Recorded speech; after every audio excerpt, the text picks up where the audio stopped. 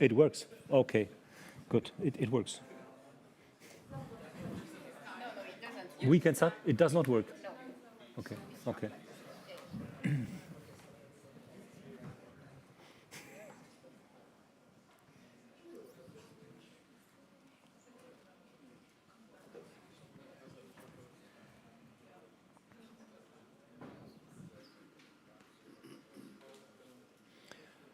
Okay, good evening. The doors are closed, so I take this as the indicator that we maybe can start. Good evening to all of you. Warm welcome to another monthly lecture at the IWM, the Institute for Human Sciences.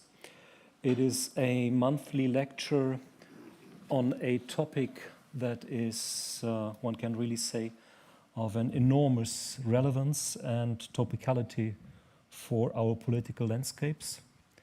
And with the upcoming elections soon in Europe, later on this year in the US, and many other places, might be a topic that is even more pressing, even more urgent later on this year. The speaker of tonight is Marlène Laruelle. Marlène is a French historian and political scientist, and I'm happy to say that currently she is a visiting fellow to the IWM. Marlène, we are very happy to have you here, and to have you here for a few more weeks still. This is the good news. Marlène works as a research professor of international affairs and political sciences at the George Washington University.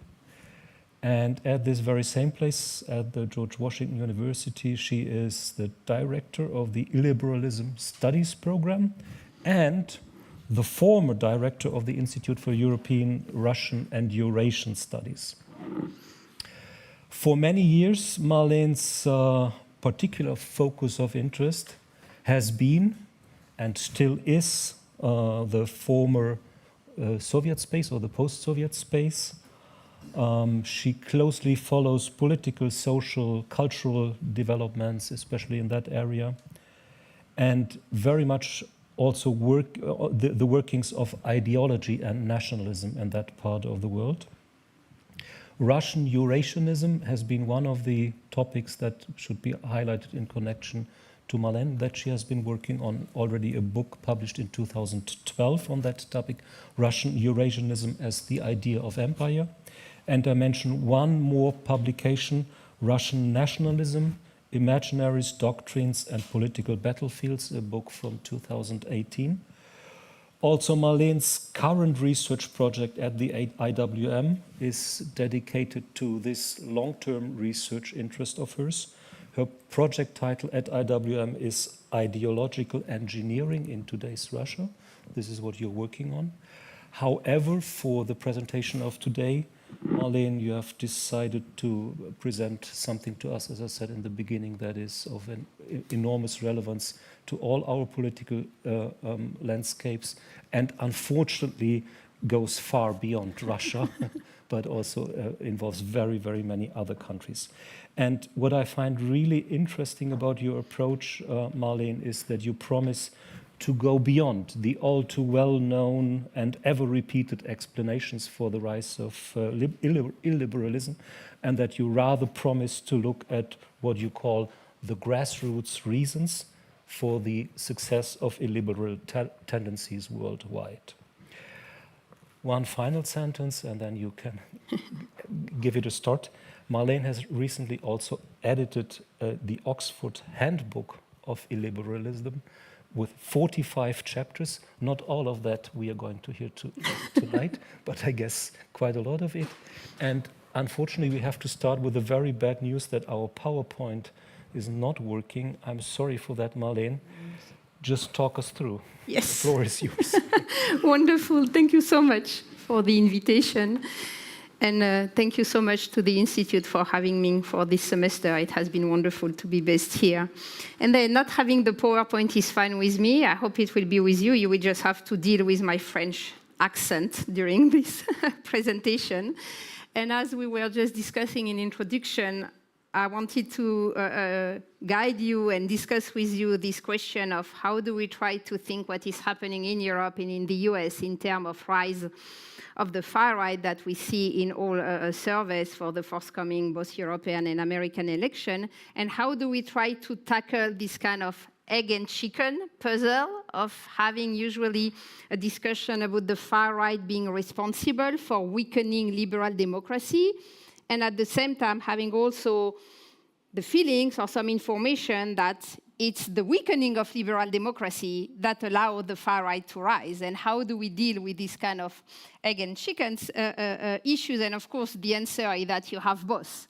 And you have what I call a feedback loop effect, which is that the rise of the far right is a byproduct of the weakening of the liberal democratic framework for at least Europe and the US. I will not talk about what is happening outside of that region. And at the same time, this rise is accentuating the challenges that this liberal democratic framework is facing. And so that's why to try to capture that, I'm interested today is kind of, as I said, going beyond the leader and trying to look at this kind of more grassroots transformation of our society that do not necessarily result in the rise of the far right, but that can explain partly why it's happening. So first, let me say a few words about how the title and what do I use the term illiberalism, which is still a very contested term, which of course means that you imply that liberalism has a centrality in the discussion, and then you have what I call liberalism prefix issues. You have anti-liberal, non-liberal, neoliberal, post-liberal, illiberal, and now illiberal. So a lot of prefix to try to capture the transformation happening around the centrality of liberalism in our societies. So here, because I don't want to launch a kind of conceptual or terminological debates, I will use a kind of, hopefully a kind of basic and consensual definition, saying that by liberalism, I mean a very kind of classic definition of a regime and society with rule of law, plurality, and respect for minorities, and illiberalism are the backlash against liberalism, which is also, as I was saying, a product of it, but which comes with some proposed solution, sovereignism of the nation state against supranational multilateral institution, majoritarianism against minority rights, an homogeneous nation that can have some form of inclusiveness but is not very inclusive, welfare chauvinisms, and some form of conservative traditional values or respect for traditional hierarchy.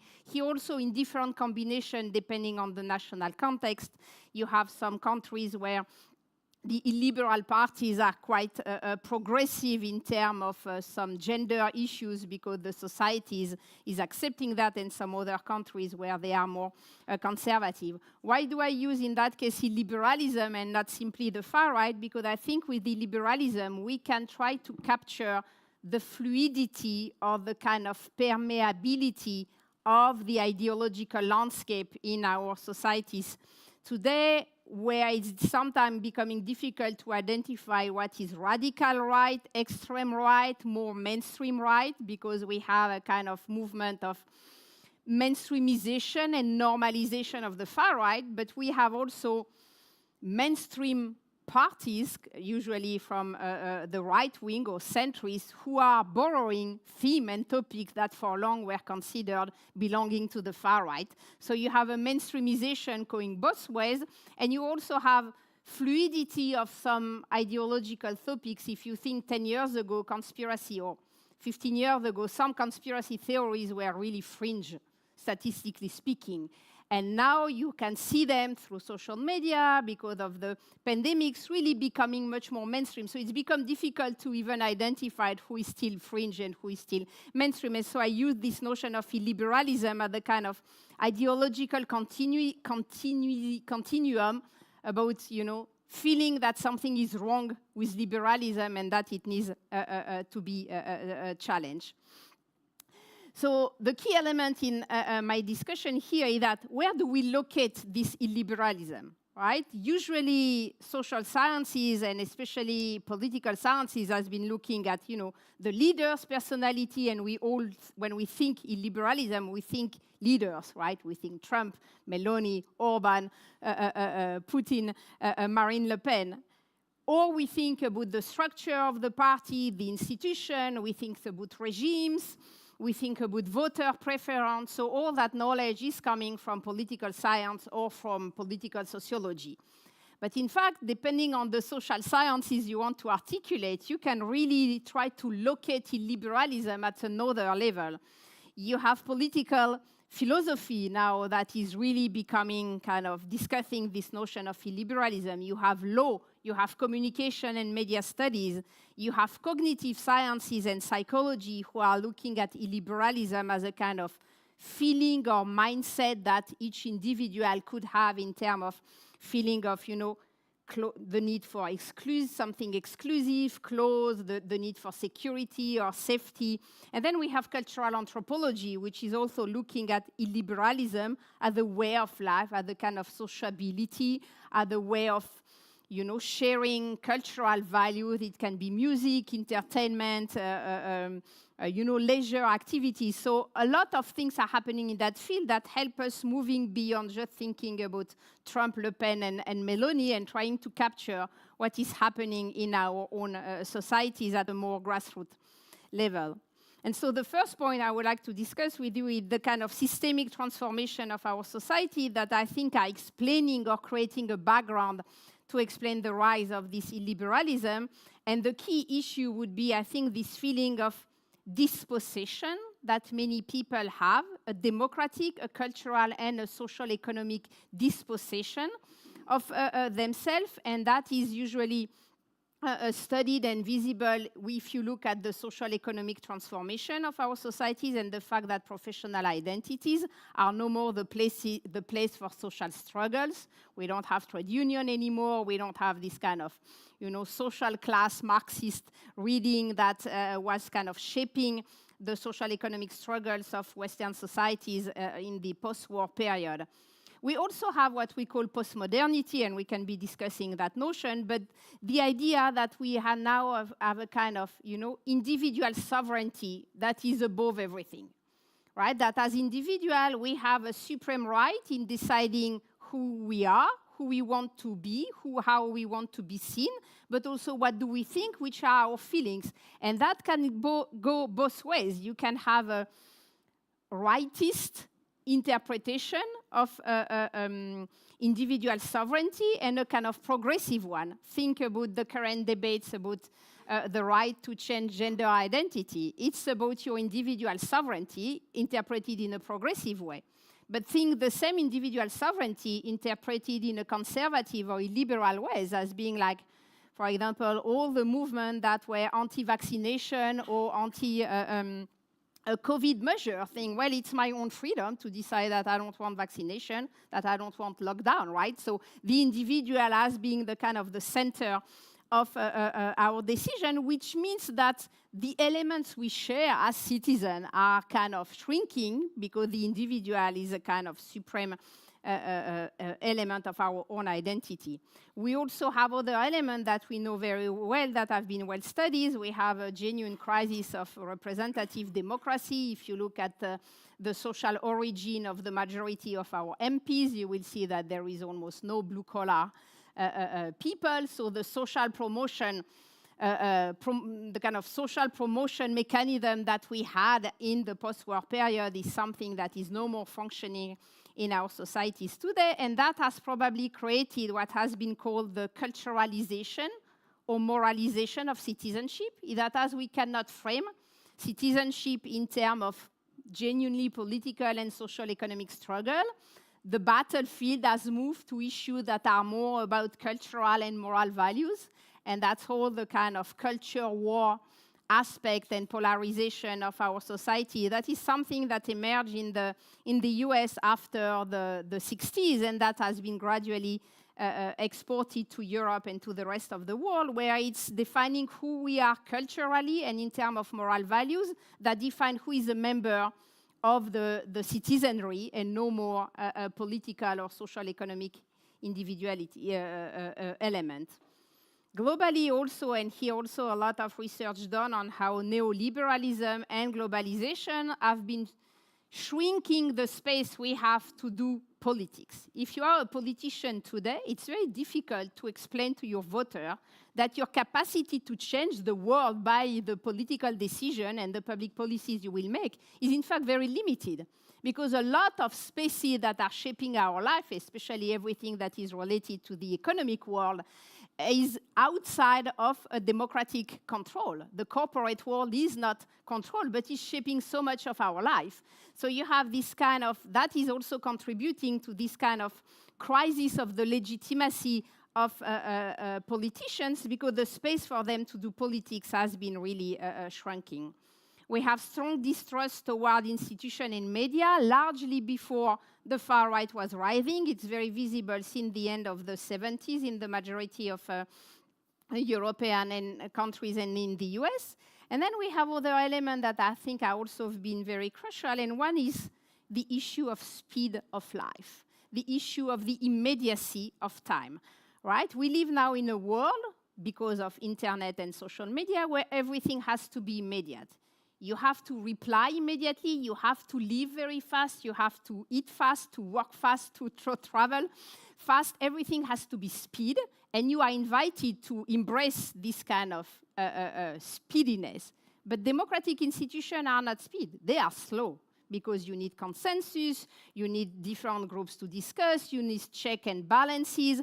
And so it makes this kind of contradiction of people living in a life where they are asked to do everything fast, and the kind of slowness of democratic institution, which I think is contributing to this kind of growing distrust feeling, or this idea that you don't really understand how democratic institutions function. It's very opaque, it's obscure. We don't understand why it doesn't work faster, when it cannot be more efficient. And I will come back on this need for efficiency.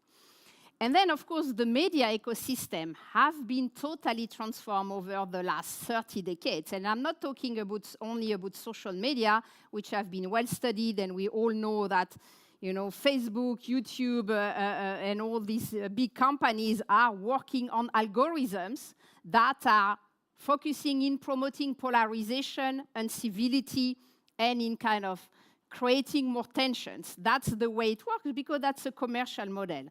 We know that well for social media, but it's the same in the whole media ecosystem. Things about newspaper, things about private television channel, everything is done, and that's the way the media ecosystems are working now, to create more polarization. Things Berlusconi already in the early 80s, right, promoting this kind of culture of kind of half political news and half entertainment, which means that now this commercial model of the media ecosystem is anti-liberal. If you think of liberalism as consensus and moderation, the media ecosystem is anti-liberal. It's again against consensus and against moderation, but for polarizing, division, and kind of radicality, because that's how you make money. And that works even for the liberal mainstream medias. We have good studies that were done during Trump presidency on how the Washington Post and the New York Times were making tons of money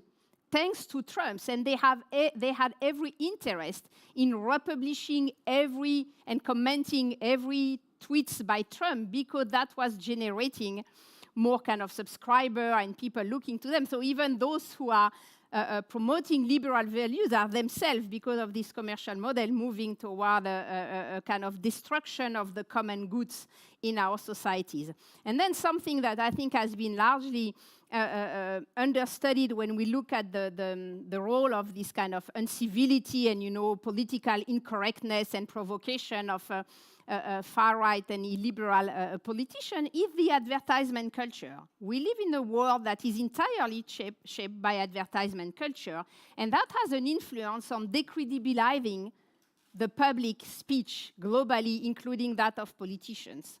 Right? Everything tends to be interpreted as a kind of commercial aspect, and that, I think, so these elements, they are this kind of, you know, background element that I think explain the transformation of our society since more or less the 80s, and that give you a kind of view inside the background that then can generate some far-right or illiberal reaction, and how it's easier for far-right and illiberal politicians to play on these different elements. The advertisement culture goes very well with the kind of provocative aspect of far-right newspeak and the distrust toward institutions. So I'm saying that just to say that in the kind of chicken and egg balance, this dilemma, we also have to look at what this kind of societal transformation that have been really fundamental, because our societies is no more the societies of the post-war period. And I think we often continue to live in, when we discuss liberalism, to think about the liberalism, you know, of the 50s, 60s, and 70s as the kind of archaic type of liberalism, the one that we kind of imagine. But our societies are pretty different, and the systemic transformation have been playing a role in a kind of creating a fertile soil for the rise of the far right. And then what do we see emerging is what I call grassroots illiberalism, that you can capture when you look at surveys done in European public opinion. And one of these first elements that I would kind of mention as grassroots illiberalism is the kind of popular demand for disciplining democracy.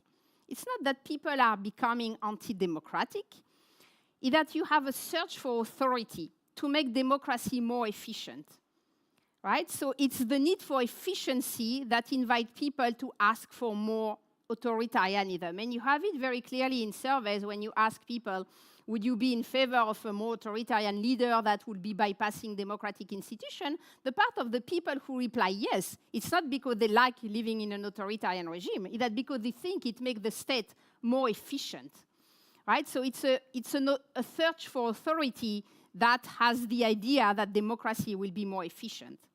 Then you have also a kind of ambiguities about what do we want as liberalism for us, not necessarily for everybody. And I think if you look at the way we discuss in Europe the migrant crisis or the migration issue globally and how it has been interpreted, you can see that for many of these far-right parties and their voters, there is this feeling that, okay, we have liberal values for us being either the national community or the EU countries, but we cannot be liberal with everybody, right? Not everybody is welcome. And so we have to be illiberal toward newcomers just because we cannot manage, it's just too many or too complicated. And so this idea is also very visible in surveys. Okay, it's not that we are anti-liberal, either just we want some borders, and so we are not liberal toward the other, but we are liberal at home, and that is also a political offer that has been growing in many Western countries. And then if you look especially at European youth, people under 30s, you see really interesting trends. European youth is generally more liberal on many aspects, liberal in the sense of progressivist in terms of, your own individual sovereignty, your right, your privacy, the way you want to be left in peace in dealing with your own identity, but they are less democratic, right? They are the cohort of the European public opinion that think that, democracy is not working so well and something more authoritarian would be fine. So you can be in favor of more authoritarianism and still being liberal in terms of your progressive values. And if you look at different cohorts, the older one, the kind of 60 and above, would be the contrary. Less liberal, but much more in favor of democratic institutions. Right? So all this transformation, they also explain why we see the kind of political offer of illiberal parties growing. Then we also can capture the kind of search for community belonging. You have a feeling in a large part or in some part of the population in Europe that societal changes are going too fast. It's not that people are against them, it's that the speed of societal changes are now so fast that you ask people to be adapted to kind of changing of hierarchy of power over a few years or a few decades. If you imagine what it was previously for our older generation, you had changes, but these changes were going slower.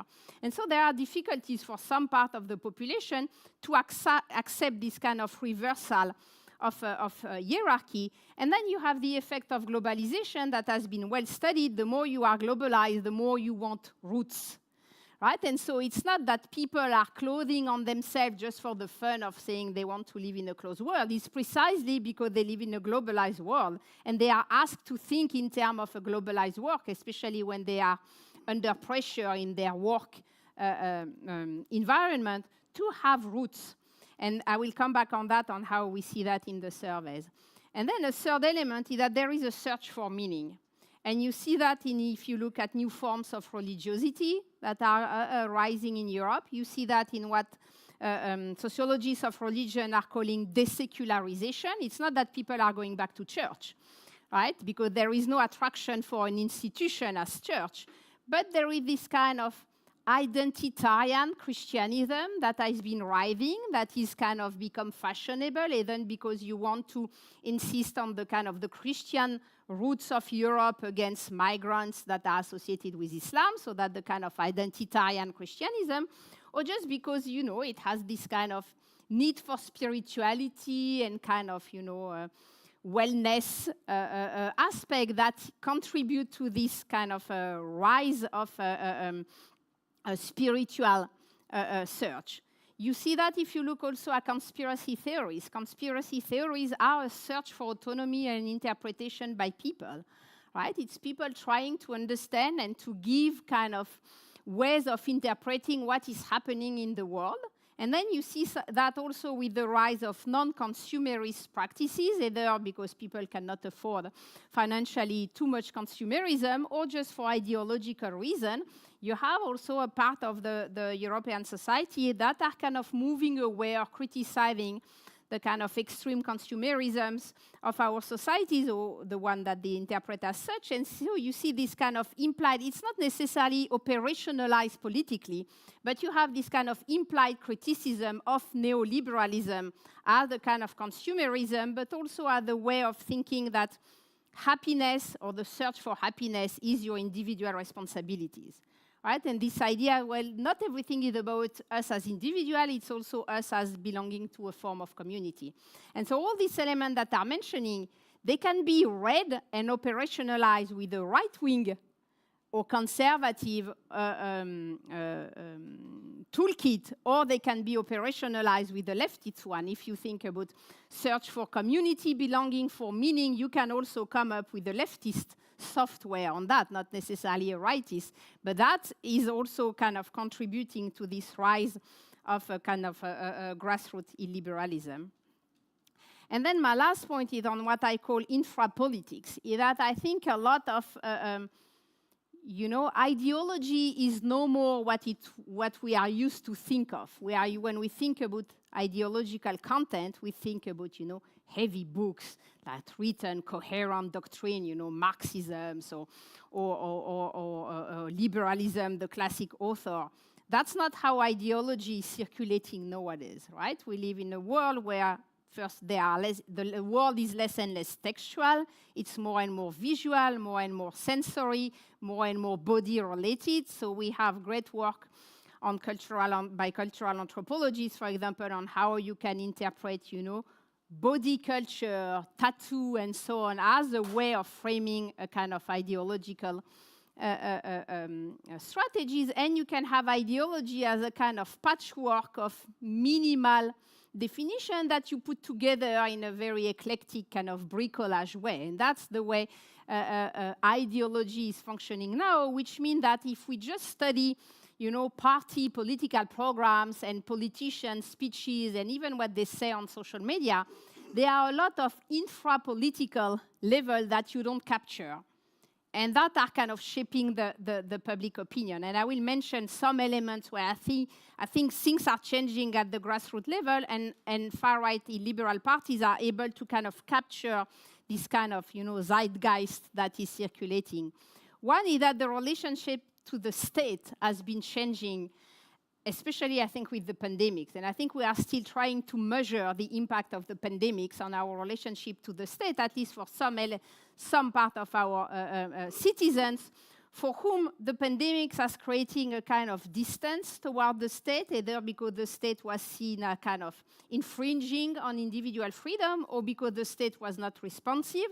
So people may have interpreted differently, but the state has become, for some citizens, something that is kind of moving further away of their everyday life. Then I think there is a renewal of the notion of nation, and the idea that, you know, the nation state and the national identity was something from the past. I think is no more really working when you look at European public opinion, where you see a kind of really genuinely popular fashion for rediscovering history and your regional identity, for rethinking the past. There was a really impressive surveys done on how people think about the imperial legacy and the colonizing legacy of their countries. And people are much more kind of nostalgic of the empire that you could imagine. The Dutch were first, and then the Brits and the French were the most nostalgic, and considering that, you know, colonization brought a lot of good things to the colonized people. If you look at that fashion for history, regional identity, you really see it in a lot of kind of more, you know, in the world of entertainment. But it's also allowing for the far right to then present themselves as the one that are protecting, you know, the heritage, the national history, the national tradition. And that has been very visible, for example, in the French case, where the Marine Le Pen strategies has been very much to play this kind of cultural card of, you know, France and the legacy of the monarchy and the, you know, the great past of French monarchy and so on. And that is playing very much on a lot of kind of popular fashion for history.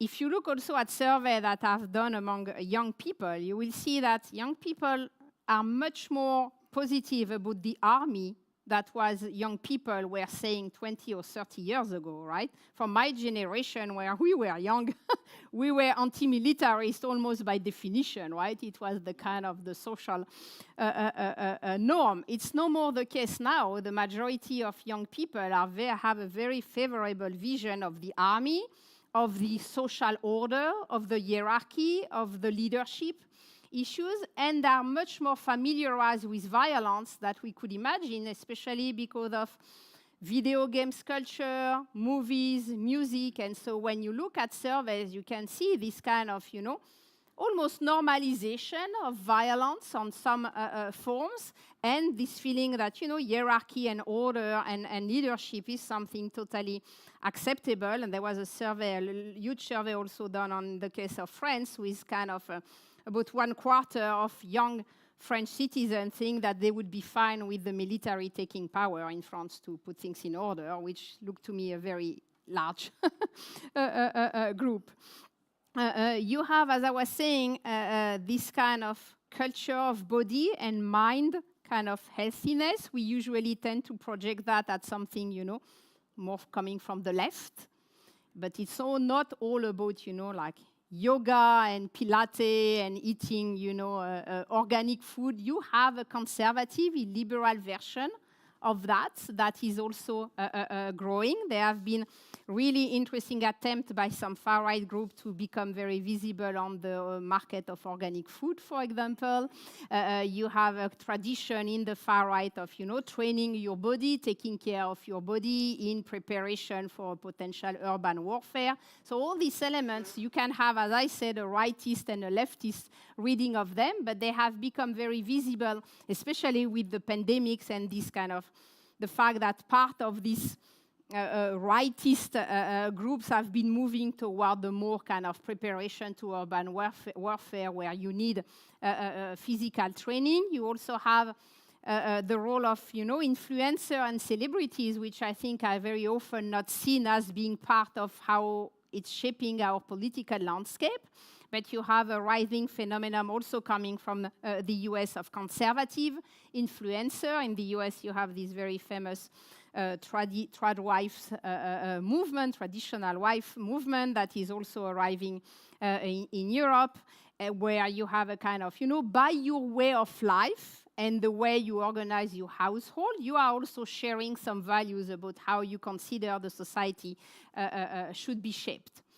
And then I think, and that's a kind of, for me, one of the big unsaid of liberalism now is our relationship to progress, right? I think that has been dramatically transformed. And so if you look at surveys, the majority of Europeans are pessimistic about progress, consider that they are living worse than their parents and that their children will be living worse than them. So you have this kind of pessimism, which create a very fertile background for the far-right rise and make the kind of the liberal narrative that is traditionally optimistic about the future much more difficult to frame, especially our relation to technologies, to artificial intelligence, to issues of privacy.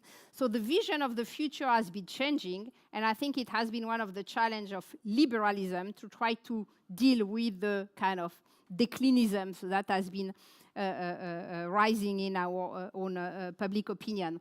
So some concluding remarks before we open the floor for discussions. I think one of the issues now of the kind of the liberal software, the political software, is that what was the kind of the Enlightenment value that were considered as kind of obvious are no more obvious. Individualism is not obvious. Universalism is not obvious. Reason and rationality is no more obvious, and progress is no more obvious. And once you have that shaken, it's very difficult to come with a political offer that is in kind of classic liberal one and that would still fit these kind of doubts that you see emerging in European public opinion.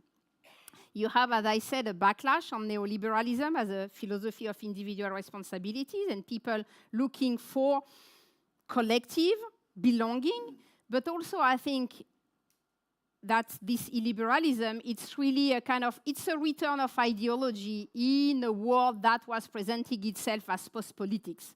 We all know the end of history by Fukuyama, the fact that the EU has been very much criticized for promoting a kind of, data-based, expertise-based technocracy, where you tell people that there is no more ideological choice, but only kind of a technocratic choice with no other way of framing the world, and I think we have a backlash on that. And the backlash is coming both from the left and both from the right. And illiberalism is the rightist version of that backlash, which is asking for a return of ideology, asking for a narrative where you have to rebuild the common goods, and that common goods in the liberal version is not universalist but particularist, is not pluralist but more majoritarianist, is not open to the world but is more kind of exclusivist.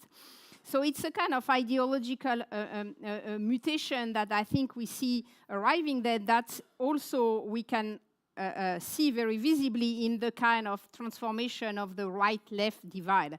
It's not that the right-left divide doesn't exist anymore. It still does, right? But it's now there are other divides that kind of reshaping the discussion.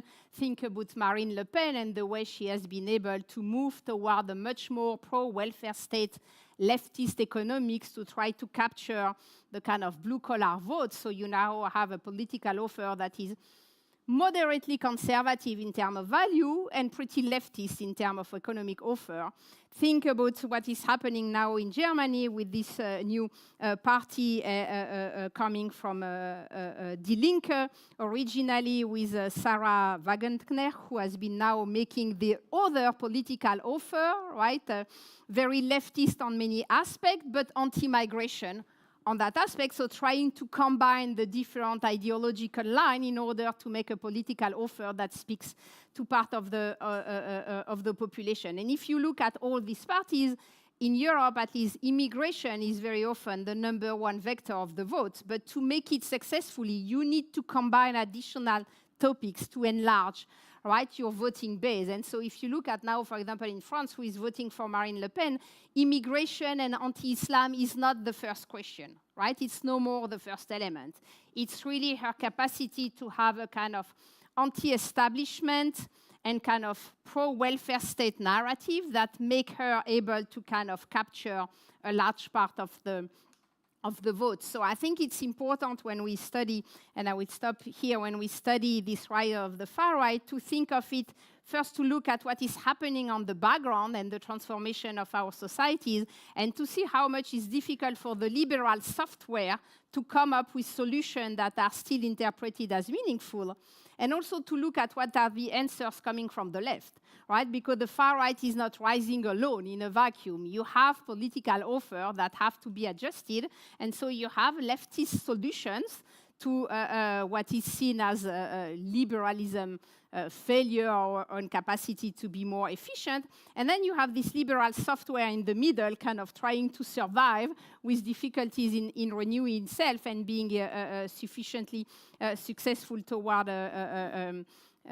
public opinion and voters. And so for me, it's really important to kind of try to have this kind of comprehensive overview, not to uniquely think about, the rise of the far right attacking our liberal democratic values. Our liberal democratic values are in troubles.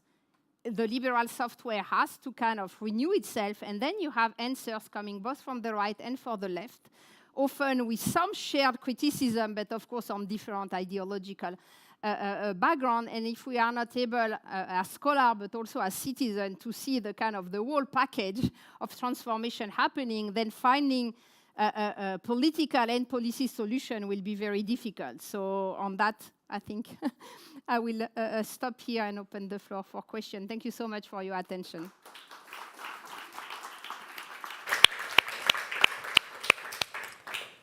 So thank you, Marlene. This is a moment to take your breath. I will try to talk for 2-3 minutes that you can relax a bit, and then we go over to the discussion with the audience. So what should I say? Thank you, Marlene, for quite many uncomforting news. It's a bit disturbing. Thank you for a very great overview covering many different phenomena of current societal developments.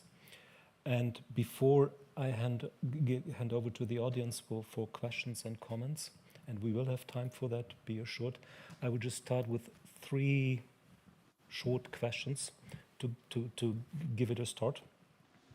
And I do not expect that you answer to all of them in length, but just to cover a few different things that you were touching upon. Your talk was dedicated to the grassroots reasons for the rise of illiberalism. You mentioned very many grassroots reasons: media, distrust, polarization, tribalization, post-truth, falsely understood individual sovereignty, and so on, very many of them. The very simple question, is there something like the root? Is there a thing that covers all these phenomena? I remember from an earlier talk of yours that you were speaking about consumerism as maybe as something that covers very many of these phenomena. And in that talk you spoke about consumerism versus something else that one might call more value-related patterns of behavior, of attitudes, a stronger sense of belonging, of community, things like that. So this is the one question, the opening. Very simple second question. What you presented to us was very much a trajectory to illiberalism. Is there a trajectory from illiberalism? Not that I do not expect you to to give us a magic answer, but maybe how would you see this? What would it consist in? And also very short third question. In dealing with illiberalism, dealing with populism, we have this one keyword that ever again pops up, that is, these populists, these illiberalists, they are dealing with the grievances of the population. Grievances of the population, this is like the keyword. To your understanding, how much of it is this a myth? Is it a fake? Obviously, to some degree, it is a fake, we all know. But how would you view this very often used phrase of the grievances of the population? This is what they are taking care of. Uh-huh. Well, thank you for a great question. Let me take the second one first, the trajectory from illiberalism. Mm-hmm. Well, I think if you look at Poland as an example, where you can have 10 years of an illiberal government which accept to recognize he lost election, and who now, I mean, still an important party, but you have a government that is no more referring to itself as illiberal, so you can move to, I wouldn't say back to liberalism, because I don't think there is you never go back, right? You move towards something else, but it's never kind of erasing what has been done, and you can see that depending on the kind of illiberal regime or government you had, the way to move back may be difficult depending on how you can change institution that has been transformed, and also how much the public opinion can be moving to other topics. Think about the US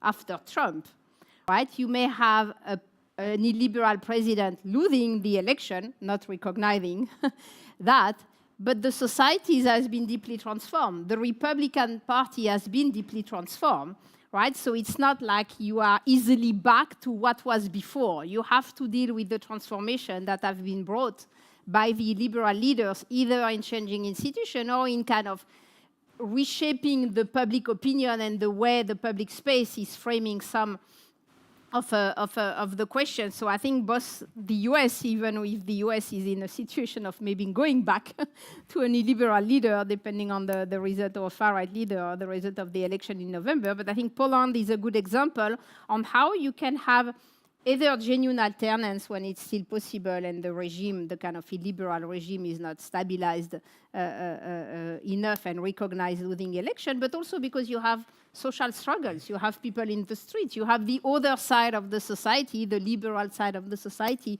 organizing itself and trying to resist. So I think it's very much a question of also balance of power, depending on the countries and the different societies. What is happening in Italy with Meloni is also an interesting cases where it's difficult to know how much the day Giorgia Meloni will lose power, how much the Italian society will be going back in quotation mark. Here also you have potentially transformation of the Italian constitution and the political system.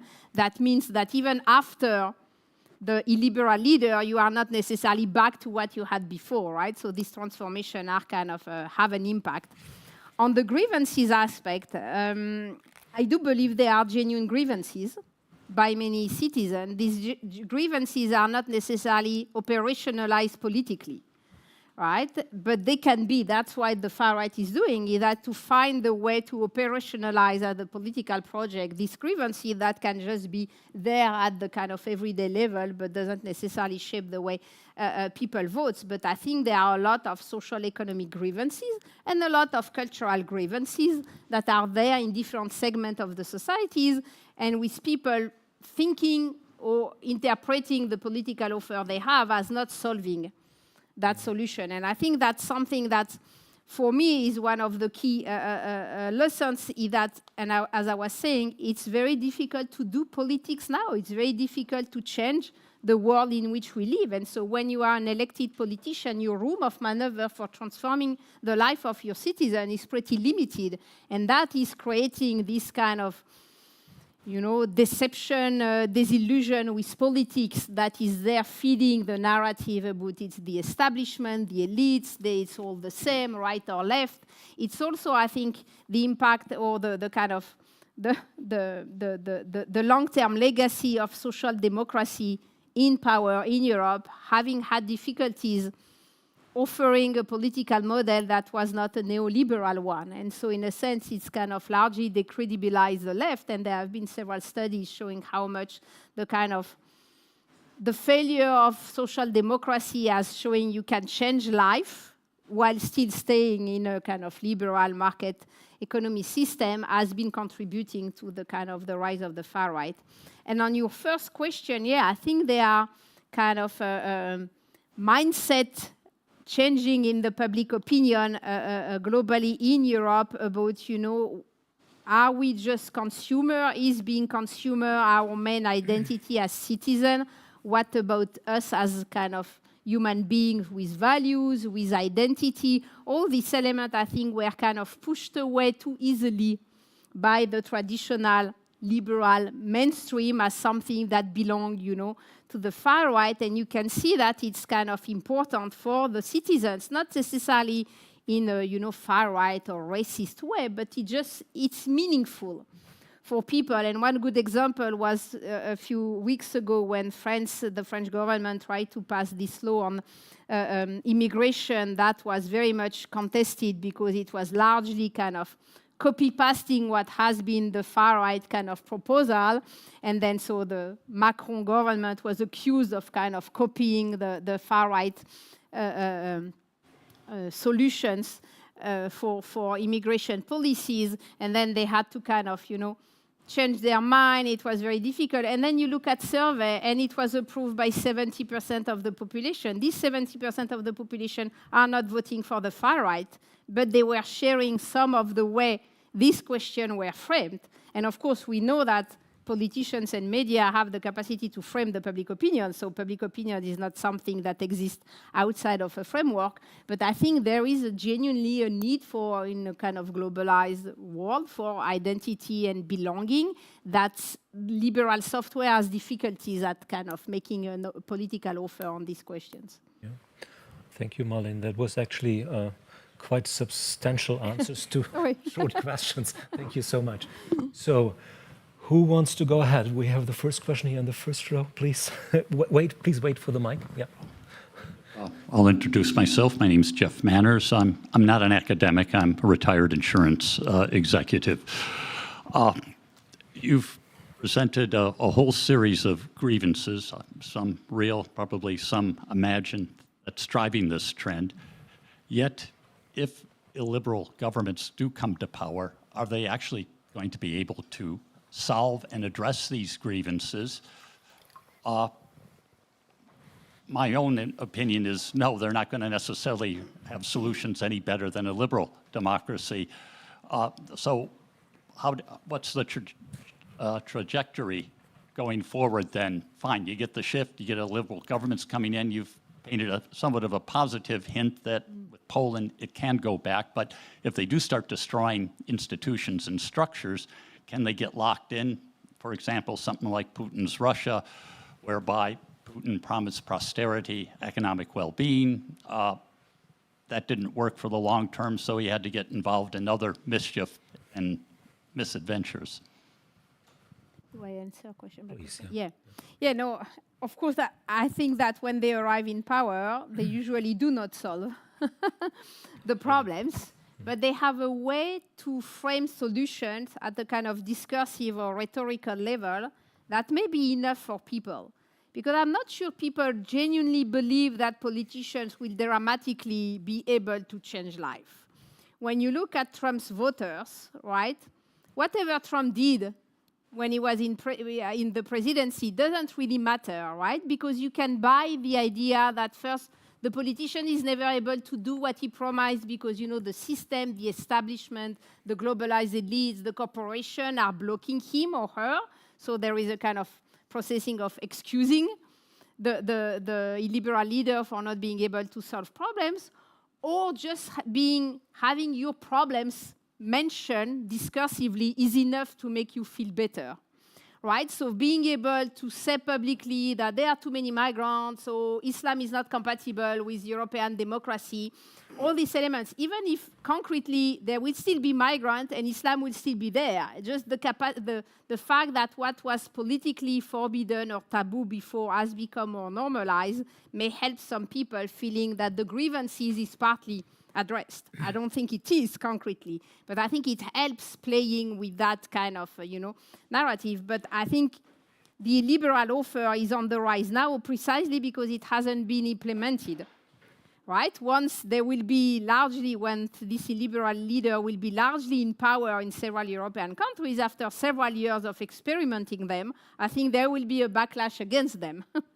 Right? Because we will see that they are not be able to deliver what they promised, and then they are deconstructing democratic and liberal institutions we care for, and they can endanger the unity of the society. So I think there will be a backlash, but until the moment they haven't been in power, they have a kind of, legitimacy at claiming that they will change politics. Holly? Yes, thank you very much. I really enjoyed your presentation. My question is about history, and it's about the particular constellation, and I wonder if there's something historical about it beyond the sort of trends that you, and something historical and geopolitical, and specifically about the, whether some of this has to do with kind of reversing some of the distortions of the Cold War.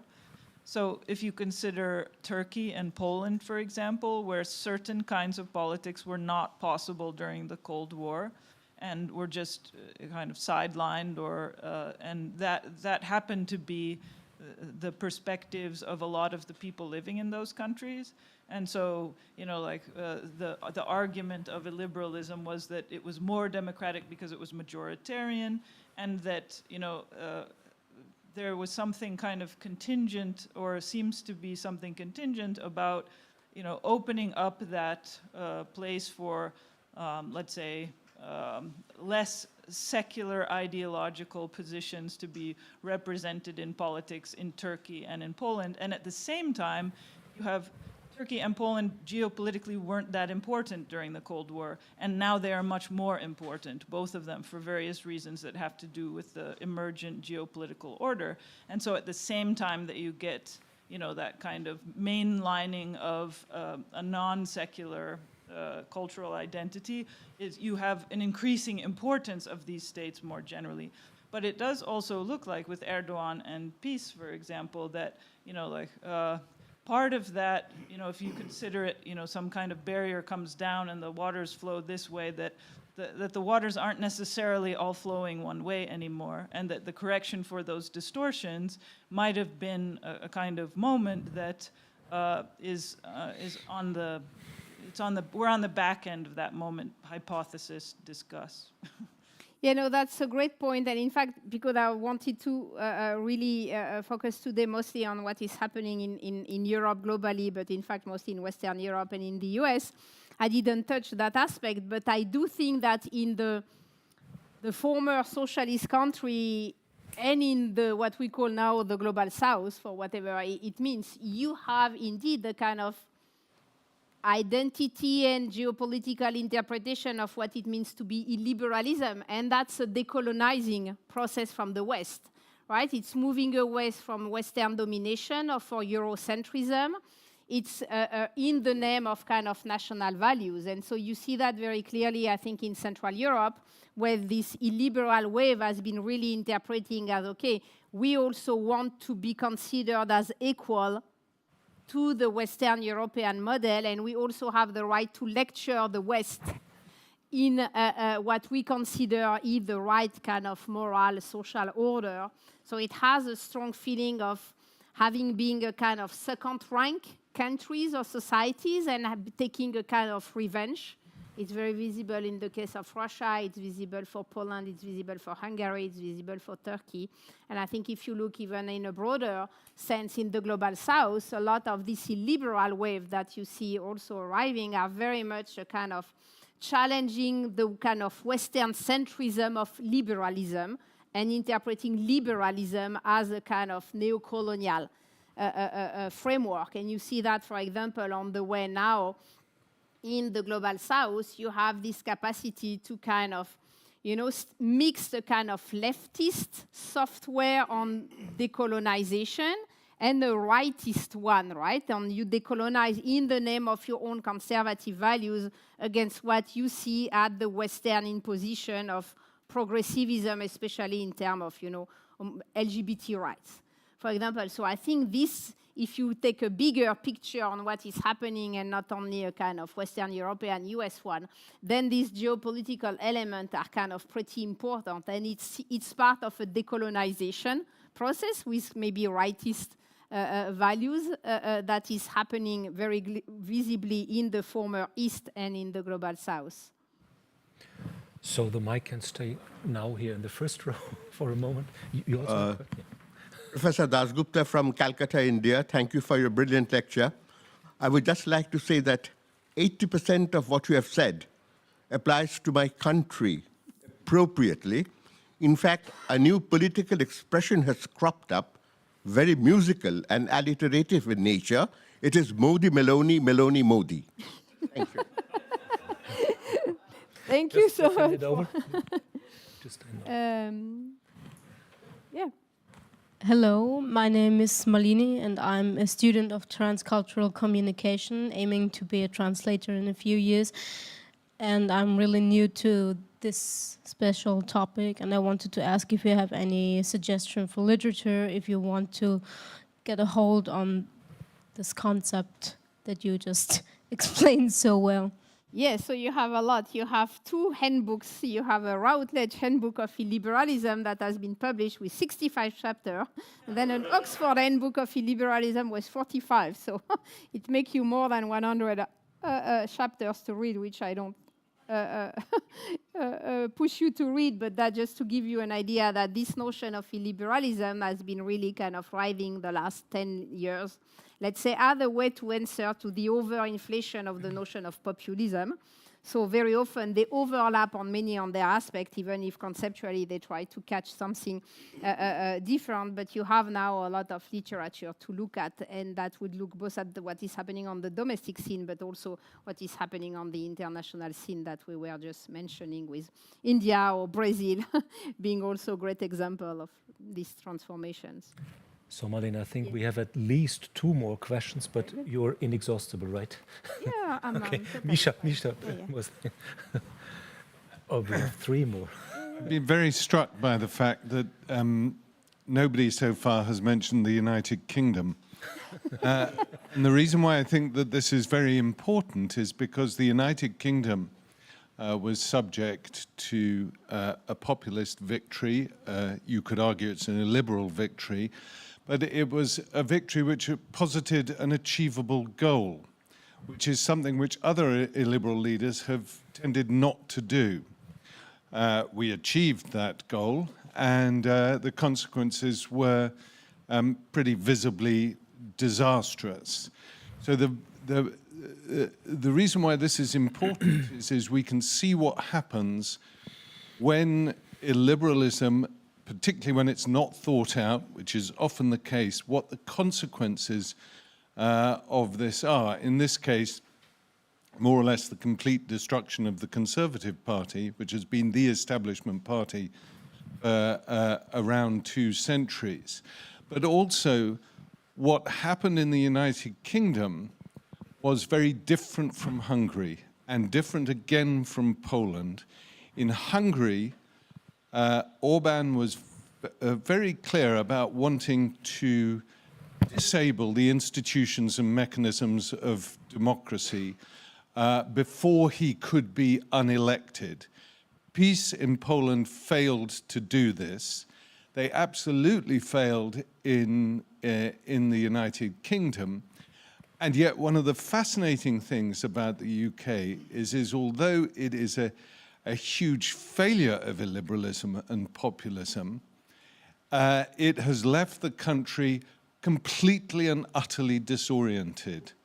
And although we are very likely to get a Labour Party back in power under Starmer, what's fascinating about Starmer is that he is more or less without ideology, but above all else, he fails to address the elephant in the room, which is Brexit. He doesn't dare talk about it, even though we know that now 62% of the United Kingdom would like to rejoin the European Union. And so one thing we can conclude about illiberalism is that once it's in power, it's a wrecking ideology, embodied above all else by Liz Truss in her 40 days of power, which almost entirely trashed the UK economy because she was introducing those very policies which the ideologues of illiberalism say are going to save the country. So I think that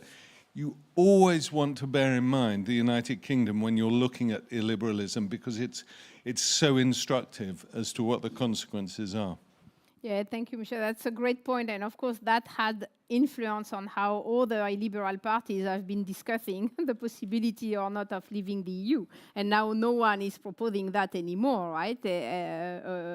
Or at least in their majority, everybody wants to stay in the EU to transform it from the inside, but no more to leave, which may be more dangerous for the EU itself, but is good for the countries not to try that strategies of leaving. And thinking about indeed the kind of the dramatic impact of the Brexit, I was also thinking on what could be happening in the US in case of a Trump second election, right? That this time, contrary to the first election that was totally unprepared and very populist in the classic sense of just, a rhetorical tool against the establishment, this time it's a real institutionalized project of deconstructing institution. If that is to happen, it will be very difficult for the US after to reconstruct what will be deconstructed for the next 4 years and to have a Republican Party trying to reimagine itself without Trumpism seems so indeed kind of challenging that will be really difficult to face for the US. So pretty similar to the UK case, yeah. So we continue with another two. The last one then will be by Stefan in the very back, right? Yeah? So please. Hi, thank you so much, Yulia Yushchenko, Permanent Fellow, not quite. Just looking at the thing. Visiting Fellow here. A really fascinating talk. I want to thank you, Misha, for mentioning Brexit, because I want to ask you to comment on the socioeconomic preconditions and reasons for different grievances and kind of as roots for the grassroots frustrations and kind of drive towards the right. And I think looking towards Britain actually is quite curious here, because Britain, of course, is the cradle of capitalism and the biggest champion of neoliberalism you can find.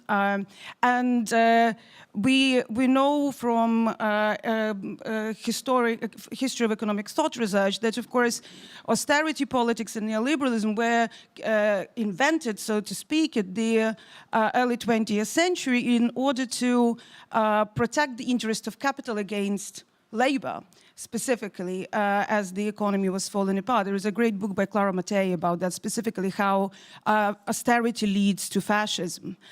So I want to ask you about this kind of socioeconomic security erosion that we have been witnessing over the last couple of decades as a precondition and source of these grievances, and then there are displaced instrumentalizations by the right and scapegoating of various minorities. And you have here, of course, socioeconomic displacement, and this cultural dimension where a lot of the tensions supposedly being articulated now with no address of class politics, right? So when you when you have displacement of heteronormativity and talk about certain identities and LGBTQI+ rights, then of course heteronormative order where males were breadwinners and were in charge, they feel grievances because of the loss of power and position. It's not so much imagined, it's a material understanding that you cannot afford to do certain things anymore.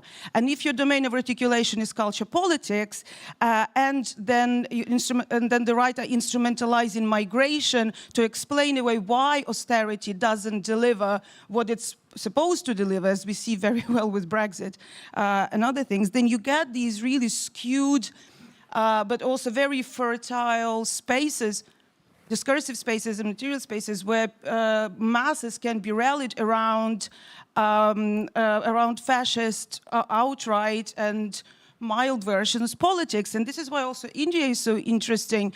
And this is why I think socioeconomic dimension is so interesting to look into, because that is something that cuts across any society. Forms of othering are different in different societies, and those conflicts take slightly different shape. But fundamentally, it is this kind of underlying socioeconomic displacement. And of course, the illiberal treatment of migrants, and especially refugees, has to do with that, because refugees are created by the militarized competition and wars, right? And then they are not allowed into those little islands of liberalism, which also kind of gets us think about what are the preconditions for potential establishment of universalism. And perhaps we cannot have liberalism just in one country, just like we couldn't have socialism. Thank you. Yeah, thank you. Great comments. And yeah, I think these social economic elements are the kind of the core of the transformation. And we see that when we look at, the sociological constituencies that are voting for illiberal leaders. So you have different core. You can identify the kind of pauperized middle classes or blue-collar world who have been kind of dispossessed very kind of visibly.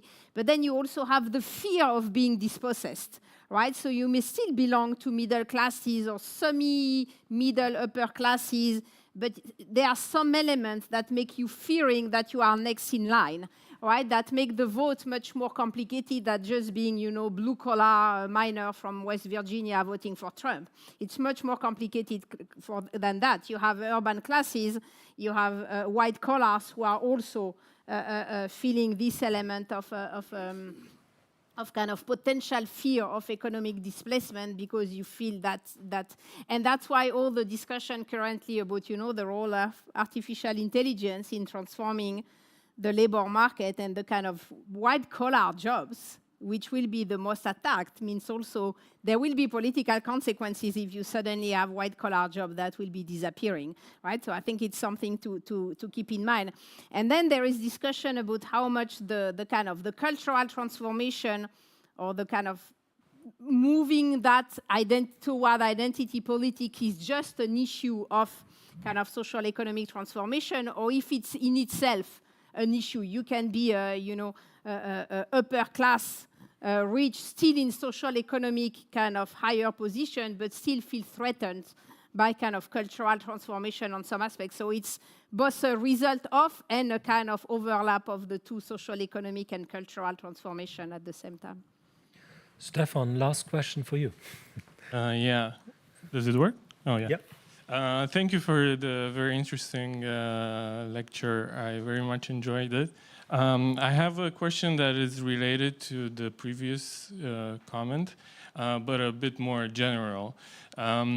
So I was wondering whether you think that liberalism can find its way out of its current situation by insisting on rooting itself in a deregulated free market global capitalism. And if not, is it still liberalism? If we decouple liberalism from free market capitalism, can we still call it liberalism? And if not, how should we call it? That's a huge question and one with kind of a conceptual element.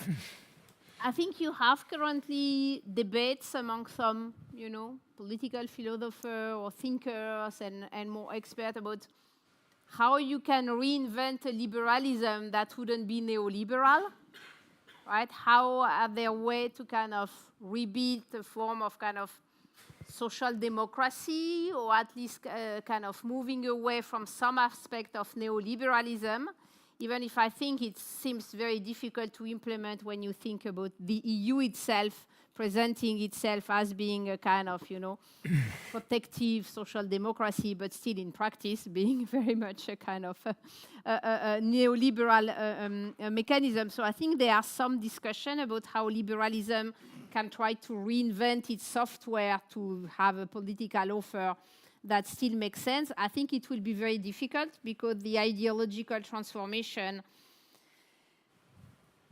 it's kind of, we passed the moment of this ideological transformation, and I think now it's the time for more kind of radical, anti-liberal, either from the right or from the left offer that people will try. And because this kind of permanent situation of emergency, especially of Europe, and the pandemics and the war and the climate change and the defense policy, make that, it's very difficult to find the time also because it's going too fast. To find the time to try to build a political project that would be more, that would reshape liberalism. And because the EU is not a democratic institution, but the nation state is still the only genuinely democratic institution, it will have to arrive at least at the national level on some way or another. and trying to make it directly at the EU level, I think is of course a totally understandable strategy, but that seems difficult to imagine how EU institutions would be able to reform themselves if you don't have the kind of pressure coming from the nation state toward rethinking liberalism. So I don't know, I have mixed feeling, but I think we passed the moment of an easy transformation, and I'm afraid now we have to move toward experimenting non-liberal or illiberal forms of, you know, regime on some way or another before having the capacity to kind of rethink. And the challenges are so huge now. I'm also thinking, especially in terms of climate change, that all this kind of, you know, slow transformation, we change a little bit, but we still remain in a kind of extractive neoliberal system, seems to be really difficult to continue to sell for very long. So I'm afraid we have reached a point where solution will have to be more radical from one side or the other, but the kind of moderate mainstream are kind of lost the momentum for a pretty long, medium time, at least medium term. On that happy note. That was IWM's monthly lecture for the month of May 2024. Thank you, Marlene, very much. And let me just say, I think the topic will be with us for a while. Unfortunately, it will be with. This is not a very daring prediction. Thanks for your analysis of what you call the grassroots reasons for illiberalism, and thanks also for some ideas of the trajectory from illiberalism. I'm very grateful for that. It was a great lecture. Thank you so much, Marlene. Thank you for the invitation.